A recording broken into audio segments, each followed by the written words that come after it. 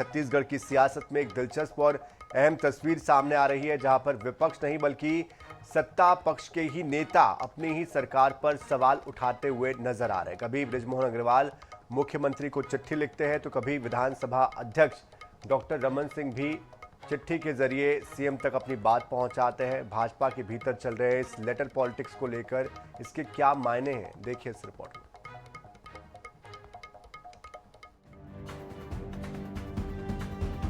छत्तीसगढ़ में भाजपा सरकार बनने के बाद एक नया ट्रेंड देखने को मिल रहा है। आमतौर पर विपक्ष सरकार को घेरता है, लेकिन छत्तीसगढ़ में सत्ता पक्ष के नेता भी अपनी ही सरकार की मुश्किलें बढ़ा रहे हैं।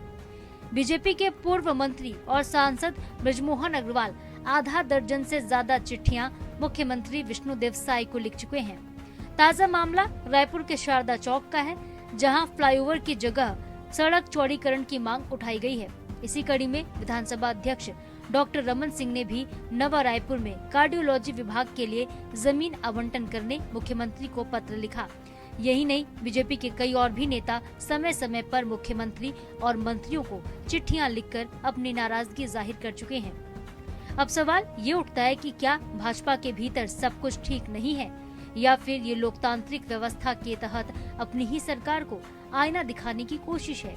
राजनीतिक विशेषज्ञों का मानना है कि पार्टी के सीनियर नेताओं के बीच संवादहीनता बढ़ रही है और नेता सार्वजनिक रूप से सक्रियता के साथ क्षेत्रीय मुद्दों को मजबूती से उठाना चाहते हैं। कांग्रेस संचार विभाग के प्रमुख ने कहा कि बीजेपी की सरकार जनता ही नहीं, अपने नेताओं को भी संतुष्ट नहीं कर पा रही है। दूसरी तरफ पूर्व मंत्री अजय चंद्राकर ने कहा, पत्र लिखना संवाद का एक हिस्सा है। लगातार वो सरकार के इस बात के लिए पत्र लिखते हैं, बयान देते हैं। विधानसभा में सरकार के खिलाफ भारतीय जनता पार्टी के बहुत सारे विधायक मुखर होकर जनता की आवाज उठाए हैं। रायपुर के सांसद बृजमोहन अग्रवाल जी अनेक समस्याओं को लेकर लगातार मुख्यमंत्री को पत्र लिखते हैं। दरअसल यह सरकार अपने लोगों के साथ साथ, जनता के साथ साथ अपने लोगों को भी संतुष्ट नहीं कर पा रही है। पत्राचार भी संवाद की एक शैली है। कांग्रेस से संवाद सीखने की जरूरत नहीं मेरे ख्याल से। हमको किस तरह से संवाद करना चाहिए, तो हर बात में कांग्रेस प्रतिक्रिया दे और उसमें हम प्रतिक्रिया दें, यह भी जरूरी नहीं। फिलहाल चिट्ठियां और सवाल सरकार के लिए असहज स्थिति जरूर पैदा कर रहे हैं। वहीं आने वाले समय में सियासत और तेज होने वाली है।